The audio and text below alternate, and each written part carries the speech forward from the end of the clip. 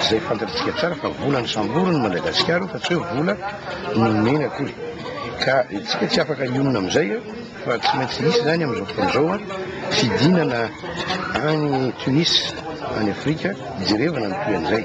Inona moa zava-misy amin'izao fotoana izao? Misy amin'ireo toerana ireo izay anisany aty amin'ny faritra Melaky izay efa misy ny lavaka fa tsy mipetraka ny pompy sy ny toyany le asa. Dia izay natao hoe ny ato kely izy fa tsy maintsy toy izay. Manarakaraka an'izay ny ankoatran'ny any ambanivohitra dia misy tetikasa ihany koa izay amin'izao fotoana izao miandry to ifankatoavany avy any amin'ny Banque Africaine isika ireo toerana ny tanàna ny tena marina tanàna lehibe miisa 30 izay ho avoatsika tanteraka ny fahazahoana rano aminy ary ny fizarana ny rano izany hoe ny distribution any atokantrano sy eny amin'ireny toeram-patsakana ireny. Asiam-panavaozana noho izany Atsoatsy ireo fantsondrano rehetra ao anatin'ny distrika 5 mamaritra ny faritry Melaky. Hidra amin'ireo feon-gazety kosa sika mazava ho azy fa mbola ny lafiny politika no mibahan-toerana ankoatra ny fitokonana Faobeny ireo mpiasan'ny Seranatsambo Tomasina sy ny fitokonan'ireo mpitsara. Lalao Estera no amentina amintsika ireo gazety voaraina izao atoandro izao.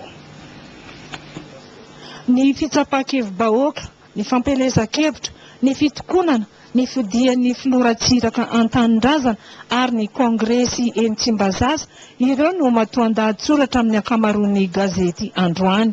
Le nouvelle sy taratra fitokonana Faobeny no niarahan'ny mpiasa mampiaina ny Seranatsambo Tomasina izay mikatso tanteraka. Mandraona anakana ny lalam-pirenena faharoa ny mpitatitra raha tsy misy vahaolana ao anatin'ny 27 ora.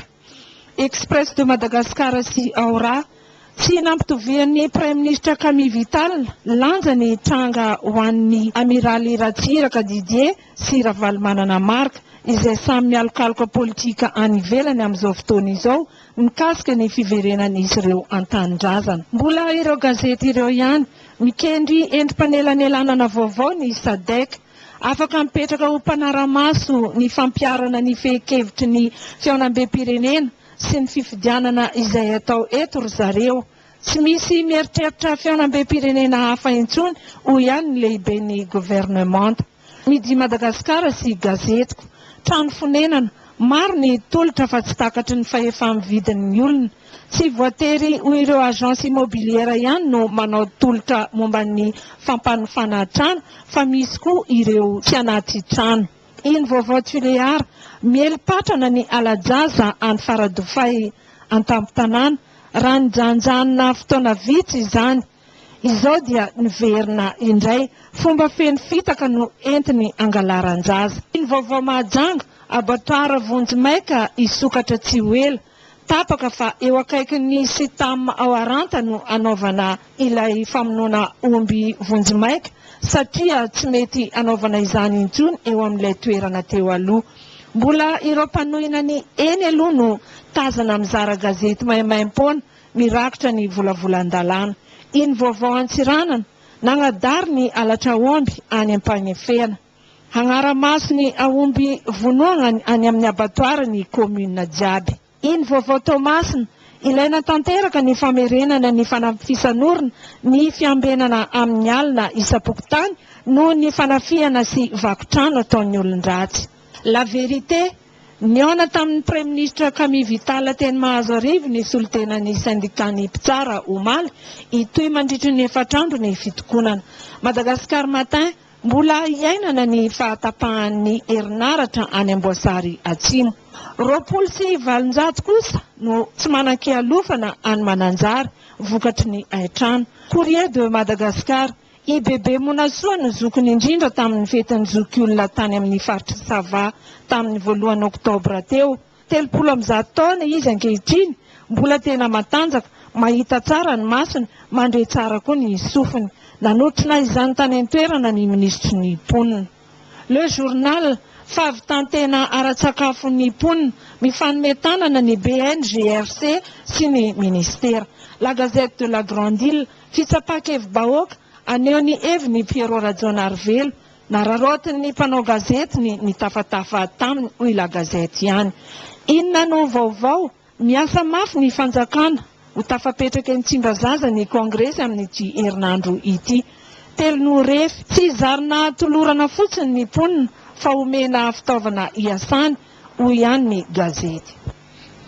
Izay ny famtinana ny feon-gazety fa ho any Ambato Finandrana kosa isika amin'ity vaovao manaraka ity. Ny zoma lasa teo no nitanterahana tany Ambato Finandrana ny lanonam-panjakana nitokanana ny trano vaovaon'ny commissariat de police nandritra io lanonana io ihany koa nananaovana ny tombanezaky ny ministera. Miorasiny ihany eo amin'ny sarin'ny polisy pirenena. Trano lehibe misy rihana roa, efitrano 420, vola mitetina 750 sy 300 tapitrisa ariary no nentinana ity trano vaovao ity ka volan'ny ministeran'ny filaminana anatiny madiodio. Ny tale generalin'ny polisy pirenena ny contrôleur général de police Rakotondratsima Désiré Johnson kosa tena nambara fa mifanandrify amin'ny fahavitany tombanezaka ho an'ny valo volana voalohany no faritan'ny ministera ity fitokanana commissariat de police ity. Nambara fa miisa 4 ny asa lahara-pahamehana no faritan'ny polisy pirenena ao anatin'ny programan'asa amin'ity taona ity.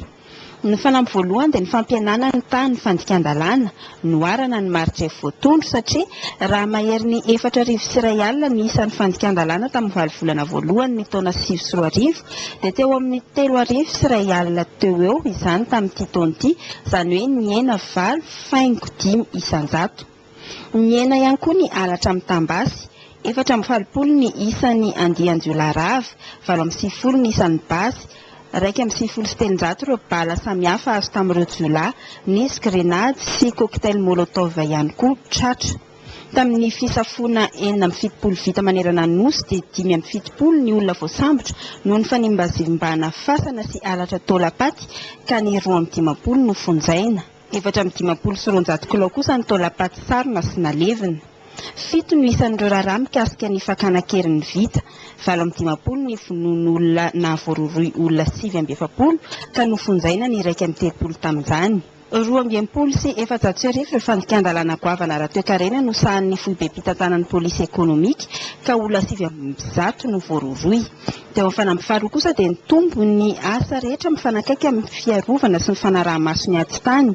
Nahatratra mahery ny 4,000 tapitrisa ariary ny volana ampidirina amin'ny kitapom-bola mpanjakana avy amin'ny pasiporo, ny visa isan-karazany, ny fanalavana ny fepitaona azoana monina eto Madagasikara. Ary teo amin'ny fanampy fahatelo kosa dia nitombo 10,20 isan-jato ny hetsika momba ny fiarovana ny fandraharana momba ny omby.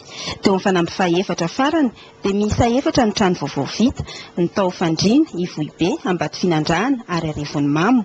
4,50 kosa ireo polisy nahazo fiofanana manokana ho amin'ny taranja informatika. Ny ministra filaminana anatiny kosa dia nanatitranitra fa miasa ny polisy pirenena fa tsy marina ny hoe miravoravo tanana mba hanamafisana orona fandriam-pahalemana any amin'ny faritriny dia ampitomboina ny isan'ny polisy hiasa any amin'ny distrika. Azavaina ny tanàna ka manomboka izao dia amin'ny 7 ora maraina ka hatramin'ny 12 ora alina no mandeha ny tsiron'ny jirama ary ho avy tsy ho ela ny rano.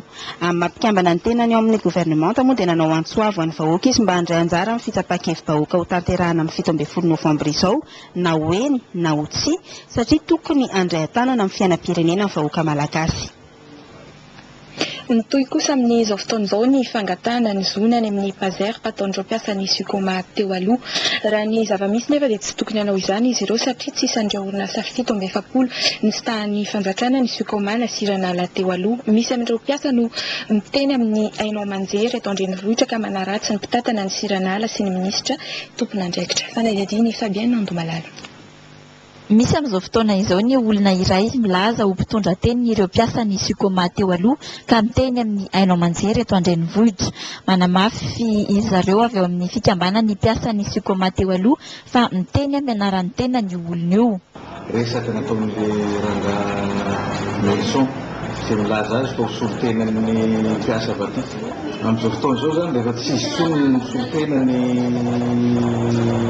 fangatahana iny zona io any ka maro ireo fanaratsiana izay ataony manaratsy ny ministre ny industrie, ny administrateur délégué ny siranala. Izany zavatra izany dia hitany fa tsy mety ary ohatran'ny sakana lehibe tsy azahoanay an'ilay zoanay zany. Manambara zay eto fa tsy marina ny zavatra lazainy any. Manambara ireo mpiasa fa misy ny vola 2 miliara mahery izay zon'izy ireo ka tokony ho alohan'ny